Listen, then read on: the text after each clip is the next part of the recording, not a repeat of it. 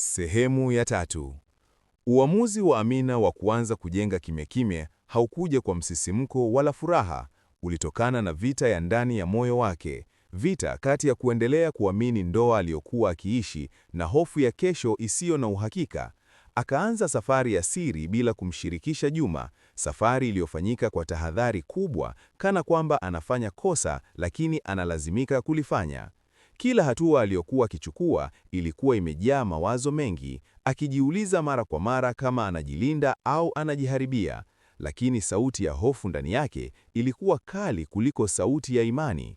Akaanza kwa hatua ndogo, kwanza kusafisha kiwanja, baadaye kuleta vifaa, kila kitu kikifanyika kwa mipango ya chini chini.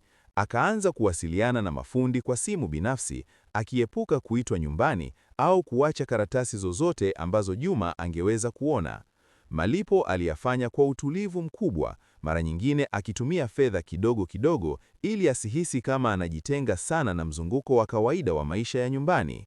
Na kwa sababu Juma hakuwahi kumuuliza mshahara wake wala matumizi yake binafsi, Amina alipata nafasi ya kufanya kila kitu bila maswali, bila mashaka, bila kizuizi, jambo ambalo kwa upande mmoja lilimpa uhuru mkubwa, lakini kwa upande mwingine lilimzidishia mzigo wa hatia moyoni. Nyumba ikaanza kupanda taratibu, tofali juu ya tofali, siku juu ya siku, na kila alipokuwa akifika site kuangalia maendeleo ya ujenzi, Amina alikuwa akihisi mchanganyiko wa hisia.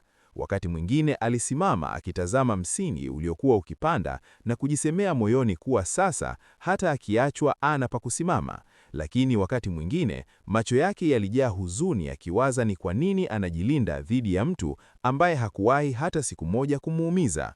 Kila alipoona watoto wake wakicheza nyumbani, kila aliposikia sauti ya Juma ikicheka nao, alihisi kama anawasaliti kimya kimya kwa kuwaweka kwenye maisha mawili yasiyojuana. Nyumbani aliendelea kuwa mke mwema, alimsikiliza Juma kwa makini, kila alipomweleza habari za kazini, kila alipomwambia hata pesa ndogo aliyopata siku hiyo, Amina alitikisa kichwa na kutabasamu. Lakini ndani ya tabasamu lile kulikuwa na siri nzito, siri ambayo ilianza kumchosha kuliko kumlinda. Alilala usingizi mfupi, mawazo yakimjia usiku, akiwaza kama angekuwa muwazi tangu mwanzo, kama angezungumza na Juma hofu yake badala ya kuificha.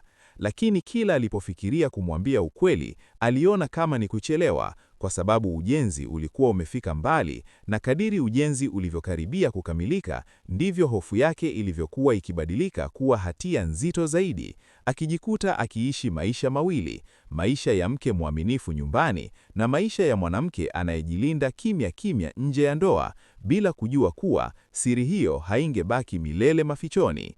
Itaendelea sehemu ya 4, usiache kufuatilia.